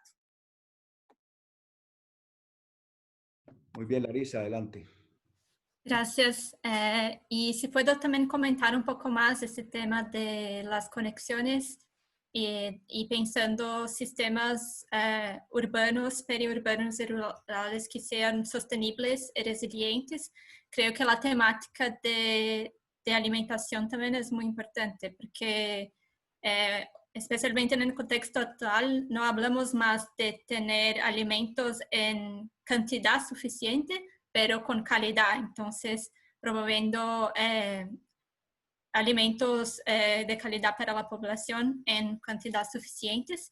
En ese tema creo que es muy importante también el apoyo para las producciones locales, producciones agroecológicas y responsables ambientalmente. Entonces, si tal vez Brigitte y Ana Ligia quieren comentar un poco más acerca de este tema y los servicios ecosistémicos también promovidos en el tema de alimentación.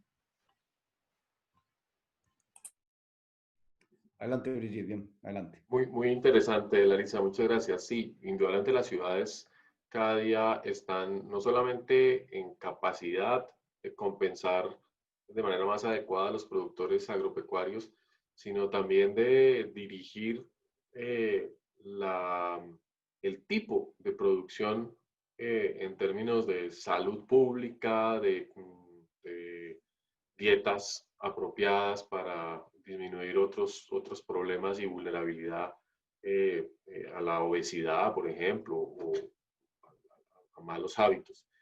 Y eso también genera unas alianzas especiales con los productores periurbanos o incluso intraurbanos, ¿no? Todo el tema de las huertas comunitarias urbanas comienza a convertirse en algo muy interesante y la gente de la ciudad cada vez quiere participar más también, por lo menos del proceso de la producción de alimentos. La gente quiere saber cómo se produce, cómo se siembra y quieren tener algún espacio donde ir, así sea el domingo, como decimos nosotros, a echar asadón. Algo, digamos, una experiencia que todo el mundo debería tener, así no sea de alta eficiencia, pero es un proceso educativo. Pero indudablemente con las comunidades que sí producen comida hay una oportunidad de generar justicia ambiental, de generar turismo agroecológico y una relación cultural mucho más significativa alrededor de la gastronomía, de las fiestas y las tradiciones, de la cultura local. Muy bien, gracias, Brigitte. Ana Ligia, adelante. Muchas gracias, doctor. Y bueno, Larisa, por la pregunta, también me dan la oportunidad de compartirles un proyecto, un programa que nosotros ya tenemos en la corporación hace varios años, que incluso ya es marca corporativa, que son los hogares ecológicos. Nosotros estamos trabajando con más de 10.000 campesinos en nuestra jurisdicción y allí se genera una línea, digamos que económica también importante para ellos, además de su seguridad alimentaria. Se genera una línea económica con los mercados que generamos, que son los mercados verdes, incluso con el proceso ahorita de esta pandemia, ellos lograron fortalecer su emprendimiento, prestar servicio a domicilio, o sea, es un proceso muy bonito donde tenemos, digamos, es un proyecto ambiental, es un proyecto ciudadano, educativo, pero que, digamos, a partir de la huerta, a partir de la producción de alimentos orgánicos, limpios, saludables, a partir de incluso enseñar la preparación de los alimentos de una forma que obedezca a mantener un buen estado de salud, a generar restauraciones, porque también estas familias ayudan en los procesos de restauración, de cuidado de sus fuentes hídricas, en actividades, digamos, de adaptación al cambio climático, recolección de semillas. Digamos que todo esto genera unos aprendizajes muy, muy bonitos, muy grandes. Es la apropiación, otra vez por lo rural, por poder producir lo que yo necesito para mi consumo, pero también generar unos excedentes que fortalezcan esas economías locales. Incluso nosotros, antes de que saliera la ley que motiva a comprarle a los productores locales, a las entidades estatales, a sus productores locales, para refrigerios, para su abastecimiento, nosotros ya lo veníamos haciendo. Digamos que periódicamente tenemos unos mercados en las empresas y buscamos generarles a ellos todo un portafolio de servicios, mejor dicho, convertirlos en empresarios que les permita además pues dar un buen mensaje en términos de sostenibilidad, de apropiación, de seguridad alimentaria, pero que también lleguen unos ingresos a sus comunidades. Quiero compartirles, nosotros venimos ahora en la figura de pago por servicios ambientales, que denominamos Familias por la Vida en Corantioquia. Dividimos, acá Oscar nos ayudó en todo el modelo también, ese porcentaje que normalmente se les daba, o ese dinero que se les daba a ellos en compensación por la conservación y demás, nosotros lo dividimos en un pago en especie y en un pago en dinero. Entonces, el 70% se les da en dinero y el 30% restante lo estamos trabajando para restauraciones o, en la mayoría de los casos, para un programa de mercados verdes, de hogares ecológicos, para generar también sostenibilidad y que ellos puedan percibir unos ingresos, además de conservar el hábitat donde se encuentran. Entonces, digamos que la seguridad alimentaria, nosotros sabemos que allí tenemos una responsabilidad grande, pero también, insisto, en generar oportunidades económicas sostenibles, y ahí tenemos que avanzar, y nosotros por eso, cuando hablamos de nuestro plan de acción corporativa, hablamos de integrar la naturaleza, pero con el desarrollo, buscar esa articulación y ese equilibrio entre esos dos conceptos. Yo quisiera aprovechar y añadir ahí como un par de elementos que me parecen muy importantes.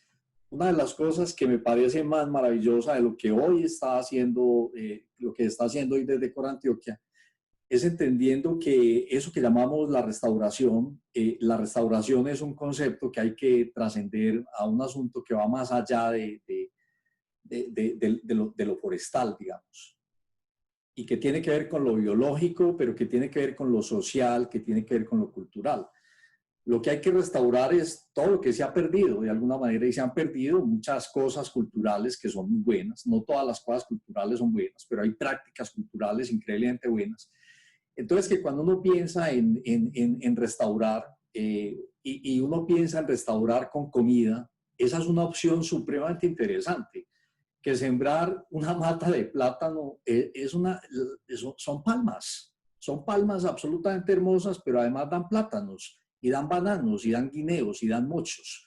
Y eso significa más pájaros, significa más comida para la gente, más posibilidad de seguridad alimentaria. Y que cuando pensamos en restaurar, podemos pensar en restaurar con mandarinas, con aguacates, con zapotes, con limones. Podemos pensar en restaurar con comida, y eso significa también restaurar y avanzar en ideas que son mucho más sostenibles también, pero además restauradoras desde todo punto de vista. Recordar un poco una cosa que seguramente pues la mayoría de los que están acá en esta reunión, que bueno, son más de 100, mucha gente conectada.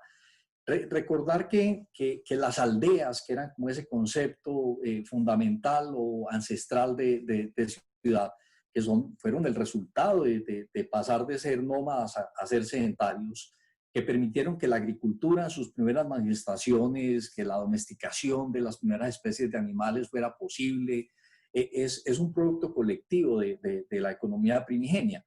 Y lo que nos ha recordado de alguna manera como esta pandemia, para el caso, por ejemplo, de Medellín, es que hay un montón de agricultores aquí a la vuelta de los barrios, que pasando la calle de los barrios Hay un montón de campesinos que producen repollos exquisitos y lechugas maravillosas y tomates asombrosos. Y todo eso tiene que ver con reducción de las distancias de transporte, pero además tiene que ver con la construcción de unos tejidos comunitarios, con la construcción de unas relaciones sociales que terminan siendo absolutamente hermosas. Cuando desde lo urbano reconocemos que dependemos de lo rural, pero también cuando lo rural reconoce que depende del urbano. Es una relación de mutualismo, de cooperación. Yo creo que vamos concluyendo después de este extraordinario evento. Yo quisiera hacer como una pregunta final, no sé si Larisa tenga antes de concluir, porque quedan unas inquietudes frente a esa gobernanza multinivel, y es donde más se están presentando digamos, los problemas, las dificultades. Creo yo en la articulación entre los diferentes niveles, de lo local con lo regional, con lo nacional, incluso con las agendas globales. Lo planteaba yo ahora en el RESCON con ICLEI. Hay unas agendas globales que hacen unos planteamientos extraordinarios y para aterrizarlas en lo local es lo más complejo del mundo.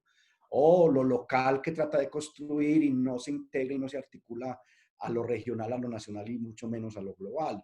Pero fundamentalmente más allá de lo global, cómo integrarnos nosotros en el modelo país, en esa corresponsabilidad que planteaba ahora Ana Ligia, y cómo lograr articular las rutas. Yo creo que el SINA ha sido interesante, ha funcionado, que el modelo de ordenamiento tiene unas piezas claves, pero que todavía no logramos articularlas. Algunas veces nos atrevimos a decir con un amigo, Sergio Bustamante, que también fue director del área, que si insistimos a hablar de un modelo sistémico, tenemos que decir que es asistémico. Entonces, ¿qué recomendación darían ustedes en esta ruta y en este recorrido para poder lograr que esa gobernanza multinivel, no solo desde lo institucional público, sino desde los actores de esos territorios, pueda realmente conversar, dialogar y lograr acuerdos que permitan buscar esta ruta de sostenibilidad? Puedo empezar comentando.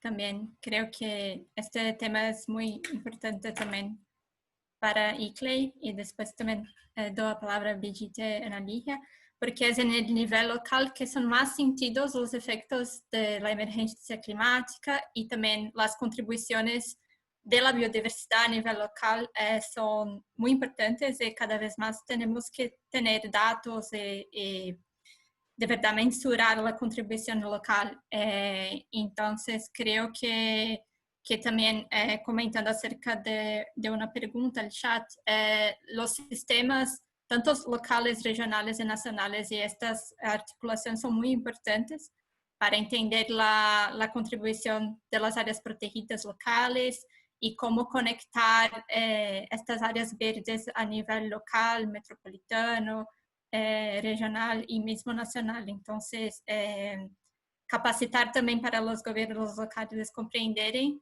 las posibilidades y cómo traducir si las metas globales para nivel local es muy importante. Correcto. Adelante, Brigitte. Pues yo diría que en ese escenario de multiescala, multiactores, la búsqueda de la corresponsabilidad, aparece un rol como, digamos, novedoso que tiene que ser desarrollado por la misma sociedad, que son sus capacidades de estructurar diálogos más persistentes y más y un poquito más protocolizados para no generar rupturas rápidas, sino necesitamos es facilitadores, necesitamos unas instancias que faciliten esa articulación. Y los gobiernos o las comunidades no están en capacidad de hacerlo porque son partes interesadas. Entonces uno diría que necesitamos a alguien con cierta distancia sin dejar de ser parte interesada, y se me ocurre a mí que el sector educativo ha sido uno de los que tiene como esa potencia, los colegios, las escuelas de barrios, las universidades, que cada vez estamos asumiendo una idea de sostenibilidad y de mandato colectivo para ayudar a resolver sin estar imponiendo desde arriba las visiones científicas ni las visiones, digamos, que ciertos grupos pueden tener de la realidad. Entonces, yo creo que las universidades como facilitadoras del diálogo, del proceso, de estas plataformas son clave. Además aprenden, las universidades vuelven a restituir esos vínculos que a veces se van alejando en su quehacer de cada día. Los colegios de bachillerato pueden hacer ciencia ciudadana, monitoreo, foros, toda esta educación ambiental que ha ido evolucionando a veces más lentamente que las mismas necesidades de los quehaceres. Yo me imagino alrededor del Cerro de Quitasol la cantidad de estudiantes y de jóvenes que querrían hacer cosas y contribuir con la sostenibilidad. Muchas gracias, Brigitte. Genial. Adelante, Ana Ligia. Muchas gracias. Bueno, eso es un sueño. La corresponsabilidad es una tarea diaria, es el reto más grande. Nosotros en Corantioquia, pues, desde que construimos nuestro plan de gestión ambiental, nuestro plan de acción, digamos que ha sido, yo siempre digo, es el principal reto, porque es lo más complejo. ¿Y por qué complejo? Porque nosotros, pues, al ser una entidad pública, tenemos que dar cumplimiento a unas políticas, ¿cierto? Unas políticas, a una normatividad, que a veces esta misma normatividad o estas mismas políticas nos ponen a trabajar de manera desarticulada o nos ponen a realizar esfuerzos, digamos, desgastantes, que podría hacerse en una sola línea. Entonces, yo no sabría, sería una instancia, como dice Brigitte, pero creo que partiría del nivel central, el ministerio, digamos, como el organismo rector del Sistema Nacional Ambiental, desde allí debería de partir. Nosotros como autoridades ambientales, si bien la norma es una, tenemos todos diferentes procedimientos para X trámite. Eso no tendría realmente sentido, debería ser un tema unificado, pues porque la norma es una. Entonces creo que debería ser esa instancia que buscara articular planes, procedimientos, para que realmente logremos la articulación. Los mismos entes departamentales, que son como los llamados a coordinar y a congregar acciones, no lo hacen, ¿cierto? Entonces obedecemos muchos a la voluntad del mandatario de turno. ¿Por qué creo yo? Porque no tenemos una política de Estado que nos evite desgastes económicos, desgastes en todos los tipos y que nos pongan a trabajar en una ruta que es bien, si bien se construya de manera participativa con la academia, con las comunidades, pero que genere una sola ruta, porque realmente el desgaste administrativo, el desgaste económico que nosotros vivimos, bajo diferentes instrumentos, nosotros tenemos PONCAS, POLH, planes de manejo de acuíferos, o sea, miles de planes, pero póngalos y articúlelos y póngalos a que sea un instrumento realmente aplicable y que le sirva a una comunidad. Ahí nos quedamos cortitos. Entonces yo creo que sería muy importante tener un eje, un articulador que propusiera una política pública nacional que asegurara la articulación entre todos los entes, entre todos esos niveles que deberían participar en la sostenibilidad, para lograr la sostenibilidad de un territorio. Bueno, genial. No sé si hay alguna otra inquietud, Oscar, Larisa. Yo, por mi parte, quedo pues muy contento con esta conversación climática. Aquí al final hacen un planteamiento muy interesante, Adriana, que ha estado bastante participativa hoy. Le agradecemos enormemente, y a todos los participantes que han estado aportándonos sus inquietudes y sus preguntas, que un camino de la sostenibilidad, además de la articulación y ese propósito de gobernanza que hemos planteado, es que también los procesos trasciendan los periodos de gobierno, que yo creo que eso es un sueño que hemos tenido todos desde tanto tiempo. ¿Cómo hacer para que esos procesos realmente se mantengan en el tiempo y se mantengan las articulaciones? Creo que seguirá siendo proceso de deliberación y de conversación. Brigitte, un gran abrazo de gratitud, de respeto, de cariño, de aprecio, no solo por la amistad, sino por lo que tú le aportas precisamente a estos diálogos, a estas conversaciones, con tu inteligencia, con tu capacidad, con tu compromiso. Y particularmente pues con territorios sostenibles, y con nosotros siempre gratitud, aprecio, amistad. Siempre serás pues bienvenida acá, y tu luz es muy clave para todos estos procesos. Muchísimas gracias. A Ana Ligia, gratitud enorme. Creo que esta continuación de lo que se venía haciendo en el área metropolitana y en la misma Corantioquia con el tema del Cerro Quitasol y con otros procesos que has venido adelantando alrededor precisamente de eso, que me gusta tanto escucharlo, de cómo tener ese objetivo 17 de las alianzas como centro de la gestión. me parece clave. Y creo que lo que necesita hoy el Quitasol es eso. Creo que la declaratoria va por muy buen camino. Yo me uno un poco al planteamiento que hacía ahora Oscar sobre las declaratorias, sobre todo que Oscar, que sí, cuando uno fuese a hacer una declaratoria de un noviazgo o algo, hiciera la investigación que se hace para una declaratoria de un área de protección, pues tal vez habría menos malos pasos, pero fundamentalmente es eso, que se haga el estudio a conciencia, que se profundice, pero que se logre todo el proceso de conversación y de concertación que es necesario. Hemos venido con una idea que se la propusimos también a Brigida en su momento cuando estaba en el Humboldt, a quien le agradecemos también, por ejemplo, haber sacado las 2 áreas protegidas urbanas acá de Trianón y La Leodora en Envigado y de Itaires en Itagüí, que han sido claves en todo este proceso urbano.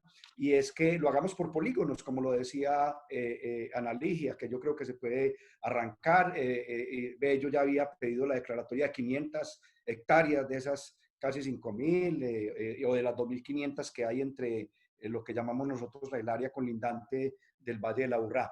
En fin, estos 2 temas conversan enormemente. Ese lenguaje que yo diría, Brigitte, esa neurolingüística de la sostenibilidad, que podríamos hablarlo un poco así para ese entendimiento y para ese aprendizaje y esa conclusión de la importancia de las ciudades en estas soluciones hacia el cambio climático, necesitan de esas autoridades ambientales y de esos actores institucionales públicos y privados conversando sobre esos temas. Y eso es lo que tratamos de hacer desde Territorios Sostenibles, con aliados estratégicos como ICLEI, a quien le agradecemos enormemente esta presencia, Larisa, a ti, a Rodrigo, gratitud enorme, a Oscar, gratitud enorme, y a todos los asistentes. Esperamos que nos sigan acompañando en una próxima conversación climática, y a través de nuestro portal Territorios Sostenibles estaremos sacando pues las conclusiones de esta importante conversación climática. Un gran abrazo. Adelante. Sí, adelante.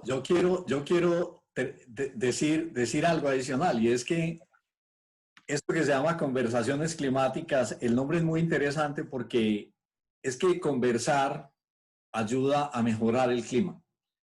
Entonces, las conversaciones son una acción climática fundamental, porque todos quedamos un poco como más frescos después de que conversamos, y el camino de las soluciones pasa por las conversaciones.